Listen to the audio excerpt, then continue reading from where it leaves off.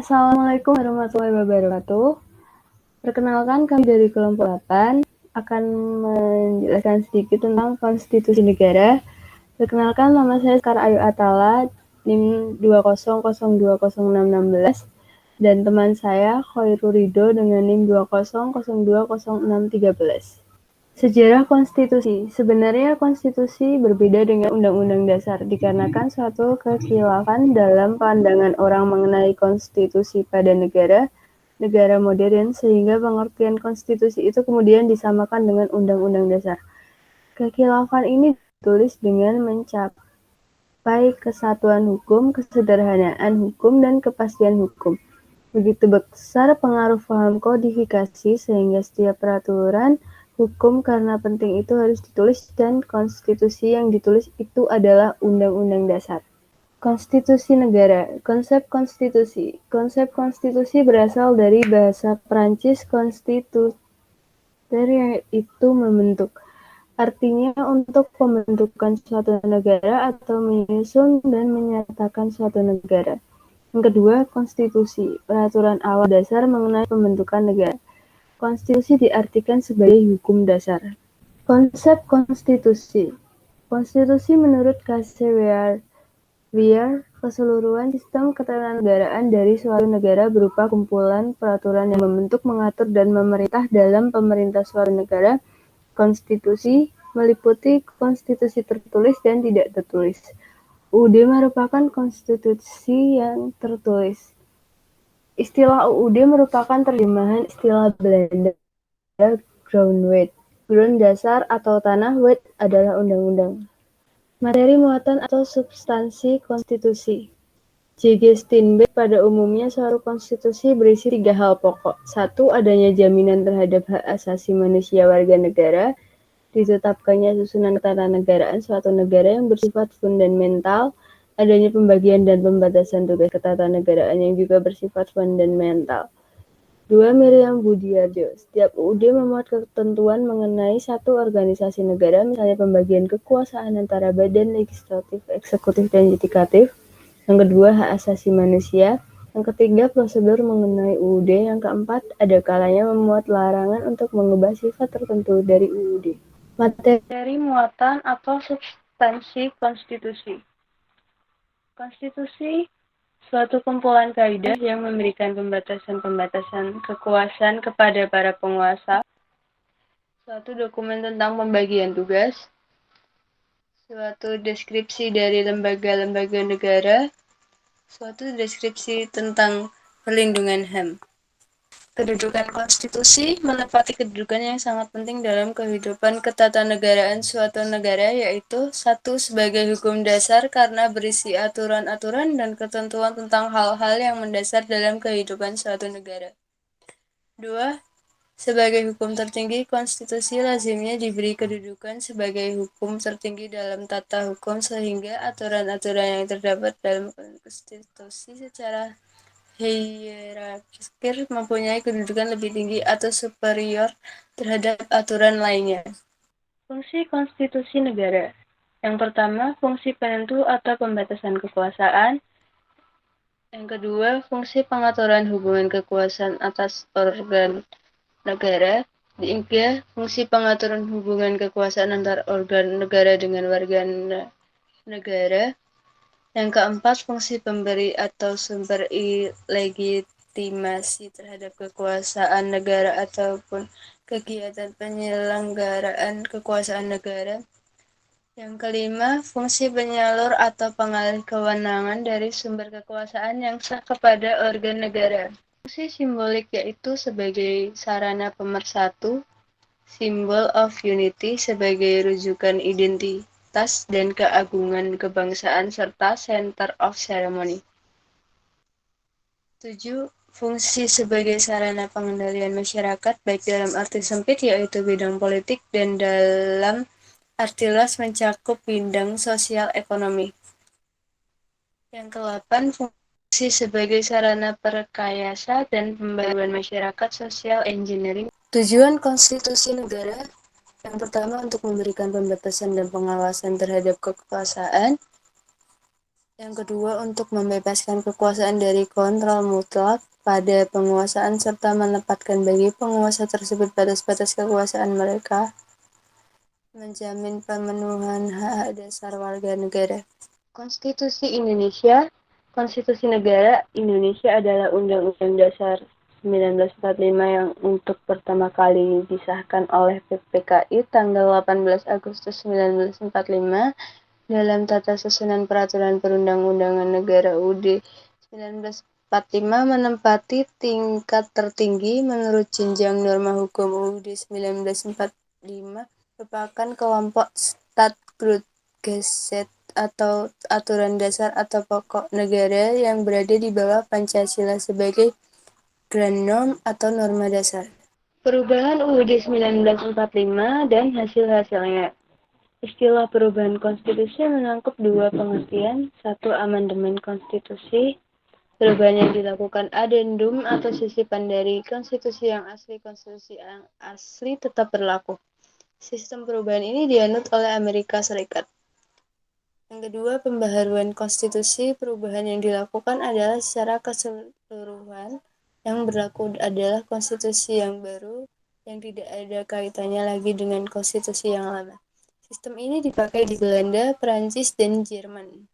Perubahan UUD 1945 dan hasilnya. Secara filosofis, konstitusi sebagai landasan kehidupan bernegara harus senantiasa menyesuaikan dengan perkembangan yang terjadi di masyarakat. UUD 1945 untuk mengubah dan memperbarui konstitusi negara Indonesia agar sesuai dengan prinsip negara demokrasi. Adanya perubahan terhadap UUD 1945 diharapkan semakin baik dan lengkap menyesuaikan dengan tuntunan perkembangan. Perubahan UUD 1945 menggunakan sistem adendum. Perubahan UUD 1945 dan hasil-hasilnya. Satu, perubahan terhadap UUD 1945 dilakukan oleh MPR sebanyak 4 kali, yaitu perubahan pertama, sidang umum MPR tahun 99 disahkan pada tanggal 19 Oktober tahun 1999. MPR dalam sidang umum tahun 1999 mengeluarkan putusan mengenai UUD 1945 dengan perubahan yang kemudian dikenal dengan perubahan pertama. Kedua, perubahan pertama atas UUD 1945 tersebut diambil dalam suatu putusan majelis pada tanggal 19 Oktober 1999. Ketiga, perubahan pertama ini MPR mengubah pasal 5 ayat 1, pasal 7, pasal 9, pasal 13 ayat 2, pasal 14, pasal 15, pasal 17 ayat 2, dan pasal 20 dan pasal 21 UUD 1945. Perubahan pertama yang telah diamandemen sebanyak 9 pasal. Perubahan UUD 1945 dan hasil-hasilnya. Perubahan kedua, sidang tahunan MPR disahkan tanggal 18 Agustus tahun 2000. MPR dalam sidang tahunan tahun 2000 mengeluarkan putusan mengenai UUD 1945 dengan perubahan yang kemudian dikenal dengan perubahan kedua yang diambil dan ditetapkan tanggal 18 Agustus 2000.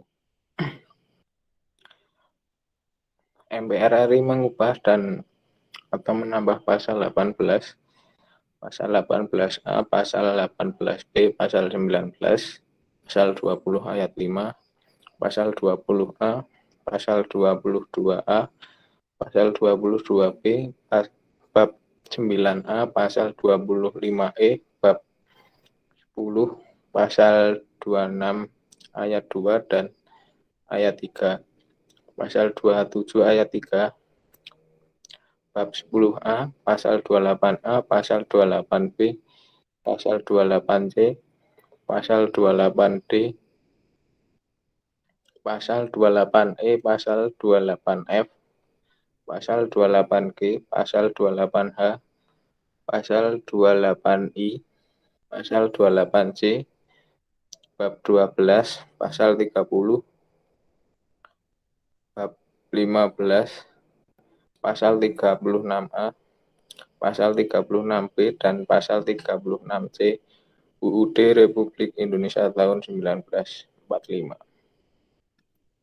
Amandemen UUD 1945 dan hasil-hasilnya. Perubahan ketika sidang tahunan MPR disahkan 10 November tahun 2001. MPR dalam sidang tahunan tahun 2001 mengeluarkan putusan mengenai UUD 1945 dengan perubahan yang kemudian dikenal dengan perubahan ketiga yang diambil dan ditetapkan tanggal 10 November tahun 2001.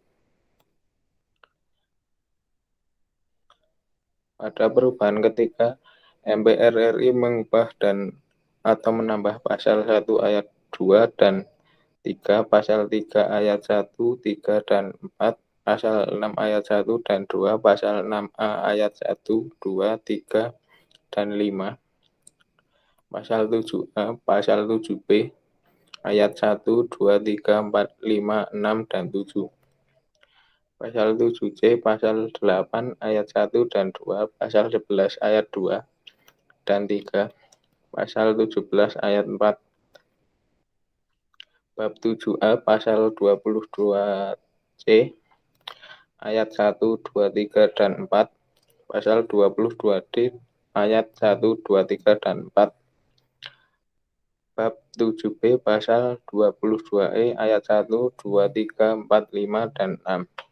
Pasal 23 ayat 1, 2, 3, pasal 23A, pasal 23G, ayat 1 dan 2, pasal 24 ayat 1 dan 2, pasal 24A ayat 1, 2, 3, 4, dan 5, pasal 24B ayat 1, 2, 3, dan 4, pasal 24C ayat 1, 2, 3, 4, 5, dan 6, UUD Negara RI 1945. Jadi pada amandemen yang ketiga yang diamandemen sebanyak 23 pasal. Perubahan UUD 1945 dan hasil-hasilnya. Perubahan keempat, sidang tahunan MPR disahkan pada tanggal 10 Agustus tahun 2002.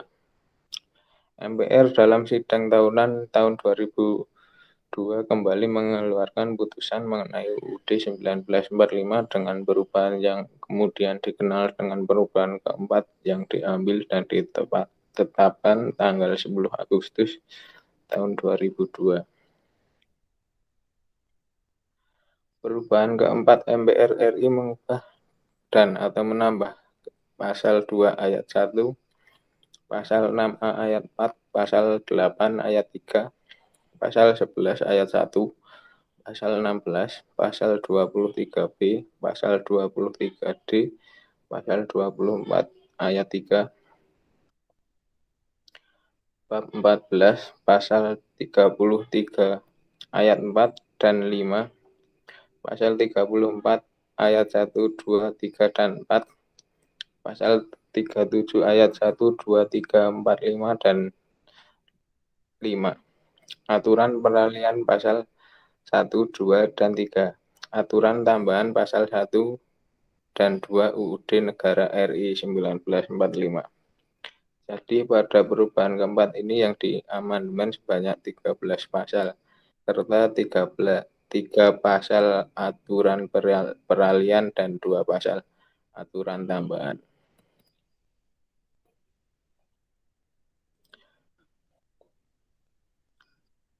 Penjaga UUD tahun 1945. Menjaga kemurnian UUD dibentuk Mahkamah Konstitusi. Tugas Mahkamah Konstitusi adalah 1. Menguji undang-undang terhadap Undang-Undang Dasar. 2. Memutuskan sengketa kewenangan antar lembaga negara.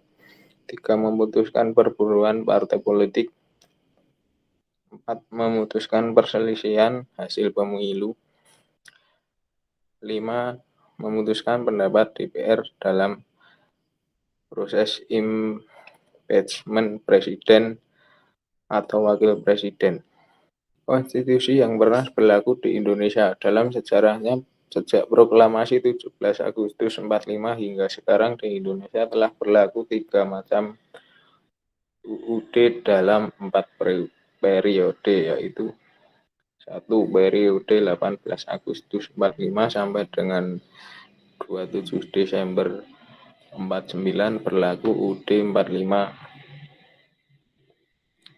yang terdiri dari bagian pembukaan, batang tubuh 16 bab, 37 pasal, 4 pasal aturan peralihan, 2 ayat aturan tambahan, dan bagian penjelasan. Periode 27 Desember 1949 sampai dengan 17 Agustus 1950 berlaku UUD 1949 Konstitusi RIS. UUD RIS terdiri atas 6 bab, 197 pasal, dan beberapa bagian. Periode 17 Agustus 1950 sampai dengan 5 Juli 1959 berlaku UUD S 1950 yang terdiri atas 6 bab, 146 pasal, dan beberapa bagian. Konstitusi yang pernah berlaku di Indonesia. 1. Periode 5 Juli 1959 sampai sekarang kembali berlaku UUD 1945. Khusus untuk periode keempat berlaku UUD 1945 dengan pembagian 1. UUD 1945 sebelum perubahan. 2. UUD 1945 sesudah perubahan tahun 1999, tahun 2000, tahun 2001, tahun 2002. 3. UUD hasil perubahan disebut UUD NRI tahun 1945. Konstitusi yang pernah berlaku di Indonesia.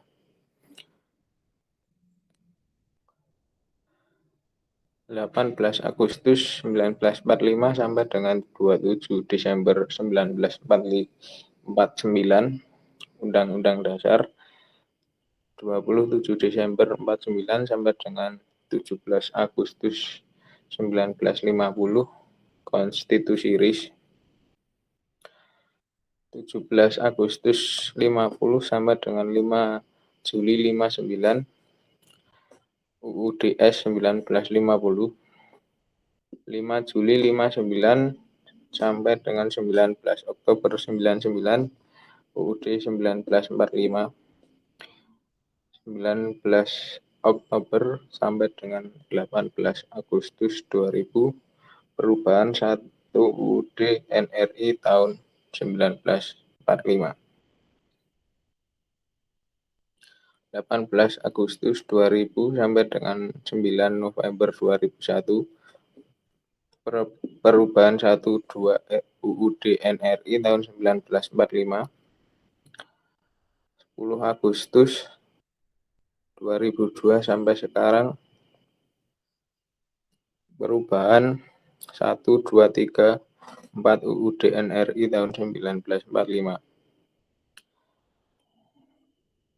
9 November 2001 sampai 10 Agustus 2002 perubahan 1 2 3 UUD NRI tahun 1945. Terima kasih. Sekian presentasi dari kelompok kami. Bila ada salah mohon maaf. Wassalamualaikum warahmatullahi wabarakatuh.